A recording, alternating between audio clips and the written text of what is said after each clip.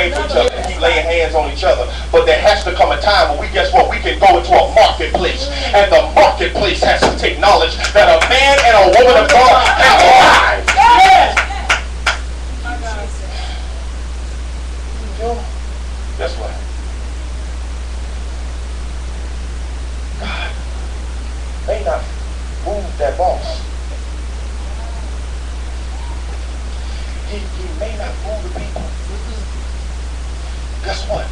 He's going to use the people to move you to a greater level. Yes. Yes, he does. Yes. You needed them. They were actually your trainers. As a matter of fact, the people you call your enemies are actually your trainers. The people that are bothering you and the people that are coming against you and the people that seem like they're lying on you, I'm telling you, they're your trainers. Really don't know they helping you. They think they're hurting you. Thank you for training. My God. You got me in the weight room. It's burning. And guess what? If it's burning, it's working. Because guess what? He's preparing me to take dominion. Somebody say influence, influence, influence. You got dominion. Guess what? You got dominion in your feet. As a matter of fact, you need to prophesy to your feet and say, walk in dominion. Walk in dominion. Jesus comes to the Sea of Gadarenes and doesn't say a word. And the man with legions of demons begins to cry out. Before Jesus even speaks, his feet touch the territory of the place and demons take notice. Have you come to torment us before the time? Because I recognize we got a time coming that you're going to deal with us. But are you coming to deal with us before the time? I told you this is a challenge in that. This is going to, I want us to sleep until we get to the point where we pull on God for greater. Thank you. You got to understand what's in you. You got to understand what you're about. You got to understand that you have been called here. You was ordained to this meeting. You were ordained here today. Yes. This day. This day. Thank you, God. I said dominion. All the hell that you're going through right now is training you for dominion. Woo! Dominion 101, you in training, because anybody that's going to walk on something, you got to go, willing to go through what you're getting ready to walk. Hey! Thank you, God. Because what happens, whatever you go through, he's building you in unity too.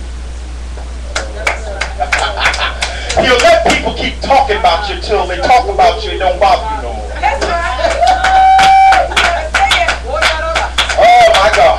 He'll allow your money to be funny, or he'll allow certain things to happen in your finances until that don't bother you no more. So you can sleep on the pillow and say, you know what, God? Guess what? If they don't like you, I'm still going to give you glory. Somebody say dominion. I want everybody to say that. I believe there's something in that word right now. I want you to yell out dominion.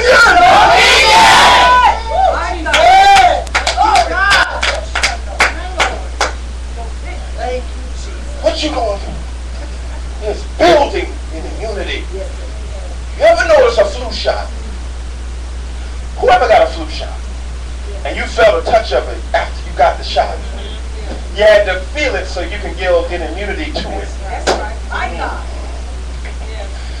You got to feel it before it gets to the point where it don't affect you. Yeah, you talking about me, but guess what? He's preparing me for dominion. So you can't deal with that. You can't deal with it. You can't deal with it. You can't deal with that without dealing with relationship, responsibility, rank, representation. Let me get to the text, David. This is a setting. I wanted us to lay the foundation with royalty and what that means. The setting in 1 Samuel 16 is God first speaks to Samuel and he asks him a question. He says, how long? Has God ever asked you a question like that? Yes. How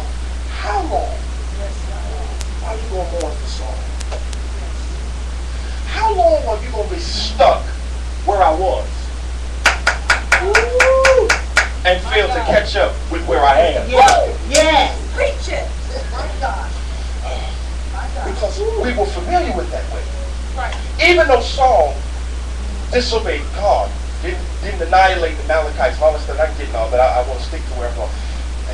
He disobeyed God and all that stuff, and God rejected him. Samuel was familiar with Saul.